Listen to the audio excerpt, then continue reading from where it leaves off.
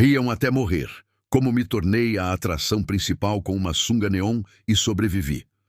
Um dia no parque aquático, domingão de sol, e lá estava eu na rede depois de tomar aquele café da manhã que alimentaria uma família inteira. Foi quando surgiu a proposta. Vamos ao parque aquático? Todo mundo empolgado. Mãe, irmã, irmãos, cunhado, cunhada, namorada, sobrinhas, sobrinhos, periquito, papagaio e o cachorro. Surpreso com a resposta, prontamente respondi. Mas não tem perigo de eu ir para um programa de índio desses. Não há a menor possibilidade. Não vou. Minha namorada tentou insistir, mas não conseguiu. Aí eles apelaram para a covardia. Carolzinha, minha sobrinha e afilhada de 3 aninhos, veio me pedir, já vestida com um maiozinho. Ou seja, 1h30 depois, estávamos todos prontos para sair. Demoramos um pouquinho. Sei que você deve estar imaginando. Como eu disse, sobrinhos e sobrinhas. E quem tem crianças sabe que primeiro organiza as coisas das crianças, depois os adultos, os pais se aprontam. Mas não foi por causa disso. Para isso eles levaram uns 30 minutinhos. Já quem não tem crianças e não tem uma namorada igual a minha, precisa entender que o guarda-roupas dela foi usado para o filme Nárnia. Daí, ela precisa entrar, viver uma aventura, lutar uma guerra e percorrer uma longa jornada até encontrar a roupa adequada para cada evento. E isso é só a ida, ainda tem a volta. Enfim, fomos para o bendito parque. Antes de continuar, preciso fazer um comentário para contextualizar. Antigamente, no domingo à noite, passava um programa chamado Sai de Baixo. O Miguel Falabella interpretava Caco Antibes. Depois você pesquisa pelo nome e você entenderá quem é ele e o que tem a ver com a história. Bem, chegando no parque aquático, a visão do inferno, lotado de gente. Mas não era só isso. Caco Antibes, o Miguel Falabella, teria comichão. Era a maior concentração de pobre por metro quadrado. Mas não era qualquer tipo. Eram aqueles pobres do tipo que berra com a voz estridente.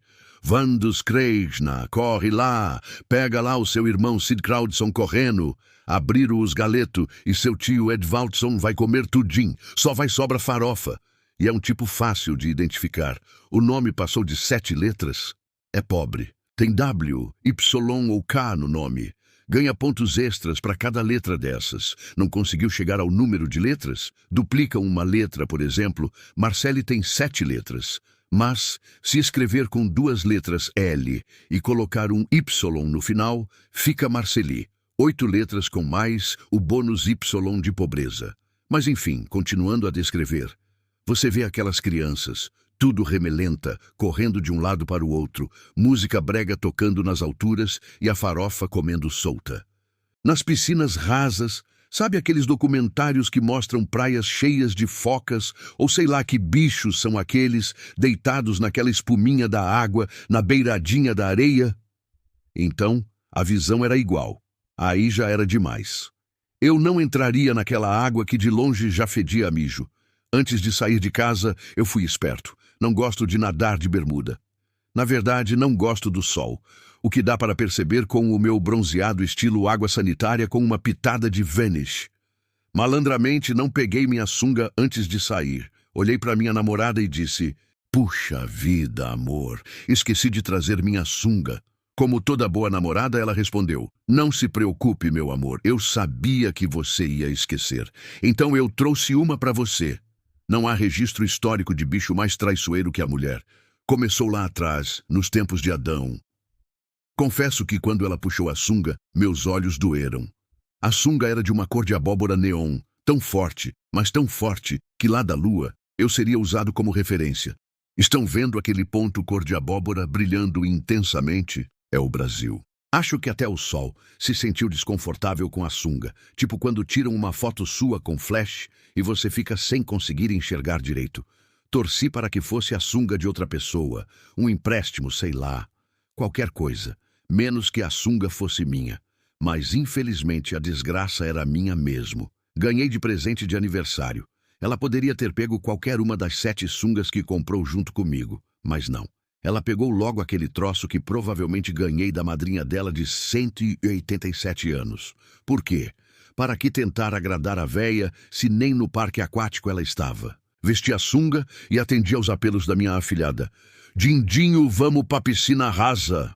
Então, lá estava eu no penico gigante, me refestelando no mijo dos outros, ou seja, na piscina rasinha com a Carolzinha. Eu parecia uma versão reluzente de um peixe-boi albino com uma sunguinha laranja 3D, sequer era um sungão. Me senti igual àquelas atrações dos parques aquáticos lá dos gringos. Aqueles que têm golfinhos, baleias e tudo o mais. Eu era a maior atração desse parque. Não percam, senhoras e senhores. Após o almoço, teremos uma apresentação com o único peixe-boi albino, reluzente, com sunguinha laranja 3D. Os ingressos já estão à venda. Tudo tranquilo, correndo bem, até que bateu aquela fome. Olhei para o relógio e já era 12h40. Àquela altura, graças a um upgrade solar, eu já havia evoluído de peixe-boi albino, reluzente, com sunguinha laranja 3D, para boto rosa com sunguinha laranja 3D. Abri o cardápio e pedi uma coxinha ecológica para tapear a fome enquanto o almoço não vinha. Eu sabia que ele iria demorar, pois o parque estava lotado. O que é uma coxinha ecológica? Você, caro ouvinte, deve estar se perguntando. Coxinha ecológica é aquela que é tão natural, que aparentemente é frita em biodiesel. Um óleo tão usado que sabe quando você esfrega uma coisa oleosa em uma folha de papel e ela fica translúcida? Se você esfregasse aquela coxinha em um prato branco, ele ficaria transparente, igual aqueles pratos transparentes Duralex. Na primeira mordida, a boca já enche de saliva. Você enguia, meio que dá ânsia de vômito. Tipo criança quando está comendo forçada, com um adulto do lado, com o chinelo na mão mandando engole. Não puxa vômito. Se você vomitar, vai levar uma chinelada e ainda vai limpar o vômito. Enfim, você luta para conseguir manter aquilo dentro da sua boca e engolir. A segunda mordida já foi mais fácil. A gordura havia entupido todas as minhas papilas gustativas e aí eu não sentia mais o sabor. Terminei de comer a coxinha no momento em que chegou o pessoal que foi com a gente, dizendo como parecia ser legal descer no tobogã de 738,27 metros de altura. Mas não tiveram coragem de ir, pois era muito alto. Sempre fui um cara em forma. Antes, minha forma era atlética e agora minha forma está mais para redonda. Imediatamente surgiram os desafios para eu ir no tobogã, pois sempre pratiquei esportes radicais. Com o orgulho ferido, vamos então àquela bexiga daquele tobogã. Já cheguei lá e vi o tamanho da encrenca em que eu tinha me enfiado. O gordo possui 4 inimigos naturais. 1, calças skinny. 2, cadeiras de plástico. 3, escadas. E 4, roletas e catracas. Para subir na desgraça do tobogã, havia a roleta e uma escada. Mas não era uma escada qualquer. Com aquela escada, você conseguiria embarcar em um avião em pleno voo. E a roleta era feita para pessoas de 2 metros de altura com 30 quilos. E nesses 30 quilos tinha que ser barriga de tanquinho. Barriguinha de refrigerante não conseguiria passar. Gente, não vou conseguir descer nesse brinquedo. Não passo pela roleta. Passa sim, eu passei. Meu cunhado, que deve pesar uns 40 quilos a menos que eu, aquele raquítico, veio para atrapalhar meu plano de fuga. Me enfiei na roleta e depois de uma luta de uns 3 minutos, o funcionário da roleta abriu uma portinha lateral para eu passar. Enfim, eu estava lá do outro lado da roleta. Precisei entrar pelo portão lateral. Não tinha jeito de sair mais humilhado dali. Mas, é como dizem, os humilhados serão exaltados. Pelo menos era nisso que eu acreditava até aquela hora. Comecei a jornada. Degrau, degrau, degrau. Essa bagaça não acaba? Quando eu chegar lá em cima, vai ser o tempo de descer o tobogã e correr para a festa de 15 anos da Carol, que tem 3 anos. Comecei a ver nuvens ao meu redor. Uns 3 pássaros que voavam distraídos trombaram comigo, mesmo com a sunga laranja fosforescente. Juro que tive a impressão de ter visto a cauda de um avião passando a alguns metros de mim. Como já quase não ouvia mais som nenhum, acho que estava na última camada da atmosfera, onde o som já não se propaga direito. Cheguei. Olhei lá para baixo e parecia que alguém tinha pisado em um formigueiro. Milhares de pessoas estavam lá reunidas apontando para cima. Ok, talvez eu tenha exagerado um pouco usando a palavra milhares, mas que era gente para caramba, era. Lá estavam todos do parque aquático, acho que até os funcionários. Mãe, irmã, irmãos, sobrinhos, sobrinhas, namorada, garçons, desconhecidos. Acho que tinha gente ligando para chamar outras pessoas para assistirem o que ia acontecer. E lá de cima, eu conseguia ver que cada pontinho daquele estava com o celular na mão. Fiquei imaginando o que é olhar para cima e perceber um boto rosa. Na minha mente se desenrolou o diálogo de um guri com sua mãe. Oxente mainha, os boto rosa não veve lá na Amazônia? Eles agora voam é? Na verdade, eu já estava na versão camarão na chapa com sunga laranja. Esta versão ia um tom antes de morrer de câncer de pele fatal. Eu me sentia um alien. Ou melhor, eu me sentia a própria nave espacial. Pensei, ferrou? Não, não foi o que eu pensei. Mas pode ter criança ouvindo isso aqui. Naquele momento percebi que não tinha como voltar atrás. Além de ter que descer aquela escada toda, eu teria que descer no sentido contrário ao das 300 pessoas que estavam subindo. Eu ainda teria que encarar o olhar de desapontamento da Carolzinha. Sentei, e enquanto eu estava me ajeitando, o cretino do salva-vidas cochichou no meu ouvido. Quando estiver descendo, eleve o corpo e deixe apenas os calcanhares e cotovelos apoiados. Acompanha o meu raciocínio, caro ouvinte. O cara trabalha com aquilo. Ninguém poderia saber mais sobre aquilo do que ele. Tipo, em um filme, quando as coisas saem errado, quando começa uma cena de perseguição ao vilão, sempre ouvimos o mocinho do filme gritar: todo mundo para o chão. Quem deita escapa e quem não deita se dá mal. Então eu imaginei que seria um comando desse tipo, só que dado pelo salva-vidas. Lógico que eu iria obedecer. Tomei impulso e fui. E foi assim que descobri o seguinte, que, se você seguir o conselho do filho de uma rapariga do salva-vidas, ele mantém o emprego dele. Porque você tem grandes chances de se afogar. Quando eu fiz o que ele sugeriu, a quantidade de água que entrou pelo meu nariz, com uma pressão que a fazia bater no topo do meu crânio por dentro, dando um novo significado ao termo lavagem cerebral. Engasgado, sem enxergar mais nada, acabei relaxando os braços e as pernas, soltando meu corpo de volta no escorregador. Só que na hora que o meu corpo tocou no escorregador, eu comecei a quicar mais que dado dentro de copo. Se você já jogou War usando um copo para balançar os dados, já viu o quanto que os dados quicam lá dentro. E não pude deixar de sentir que a minha sunga se entrou na profundidade do meu ser. Ela enterrou de tal forma no olho de Tândera que tive a sensação de que ela tocava minha nuca pelo lado de dentro.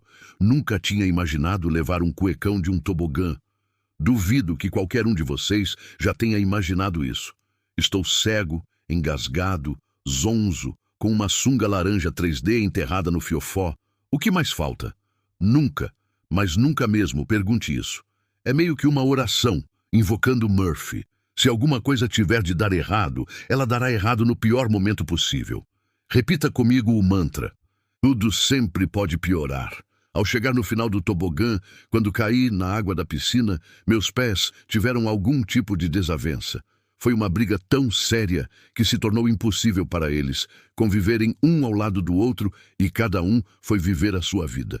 O pé direito resolveu seguir para a direita e o esquerdo. Em oposição, seguiu para o lado esquerdo. Hoje, fico grato por eles não terem seguido na direção inversa. Saca aquele ator, o Van Damme? Aquele cara que, por ser lutador, cenas com ele abrindo escala com as pernas eram comuns, então ele ficaria com inveja. Na verdade, eu deixaria bailarinas e ginastas com inveja. Devo ter aberto uma escala de uns 250 a 300 graus. Com a pancada, o cidadão alojou-se internamente, próximo à minha vesícula. Já o ovo direito se alojou logo abaixo do meu mamilo. Eu podia sentir o caroço. Não tive muito tempo para tentar localizar o ovo esquerdo. Sabe quando você lava um caixote em uma onda na praia? Você fica ali, tentando descobrir o que é superfície e o que é fundo. A sensação é de estar dentro de um liquidificador. Você se sente o próprio milkshake de jumento. Depois de algum tempinho, consegui ficar de pé. Desorientado, ainda sem conseguir respirar direito, água vazando por todos os orifícios do meu corpo, e eu ouvia, sem entender direito, ao fundo, o povo gritando alguma coisa. Comecei a distinguir alguns gritos. Sai! Corre! Quando consegui voltar a enxergar, todo mundo apontava para trás de mim e gesticulava desesperadamente. Virei-me e... Se você já assistiu ao filme Norbit, conseguirá imaginar a cena. Um cara que também precisou entrar pelo portão lateral, na verdade, pelo tamanho dele. Ele entrou pelo portão do estacionamento, descia tão rápido que não deixava um rastro de água, mas sim um rastro de fogo e fumaça. E eu estava exatamente na frente da saída do escorregador. Sabe o anjinho e o diabinho que ficam nos nossos ombros, soprando as coisas que devemos fazer? O anjinho estava caído no meu ombro, gargalhando, e o diabinho já estava com o telefone para tirar uma selfie. Com a agilidade de uma jaca madura caída do pé, tentei, sem sucesso, nadar para longe. Não conseguia sair do lugar. Tive a brilhante ideia de seguir em direção ao escorregador para me agarrar na borda e me empurrar para o lado. Diabinho miserável. Mentalmente eu calculei tudo. Seria apertado, mas daria tempo. Senhoras e senhores da plateia, quando estiverem com o cérebro cheio de água, não tentem fazer cálculos complexos, dos quais a sua vida depende. Use seus instintos. Ou então finja-se de morto. Errei meu cálculo mental por mais de 40 segundos. Com o impacto, coloquei para fora a coxinha ecológica. Na verdade, a coxinha ecológica e todas as outras refeições dos últimos 3 meses. Acho que vi meu ovo esquerdo passar boiando do meu lado antes de eu apagar. Meus órgãos internos levaram algumas horas para voltarem à sua posição original. Passei o resto do dia sentado em um cantinho, na sombra, esperando a hora de voltar para casa. De vez em quando, passava alguém por mim e, ou dava gargalhadas, ou fechava a cara, pois a melhor atração do parque estava fechada e eu era o culpado. O cara que trombou comigo, ele passa bem. Eu amorteci todo o impacto para ele. Meus ovos, com uns 3 meses, mais ou menos, eles desceram para o lugar. Espero que cada qual tenha voltado para o lado correto. Se eu algum dia volto a pisar em um parque aquático, não nessa vida. E foi isso. Mas e aí, me conta, riu muito da minha desgraça? Então, para não perder o próximo desastre, clique em inscrever-se e ative o sininho. Se você já passou uma vergonha tão grande quanto a minha com aquela sunga, esgace o botão de like. E o mais importante, deixe um comentário contando o seu pior perrengue de férias. Quero saber que não sou o único.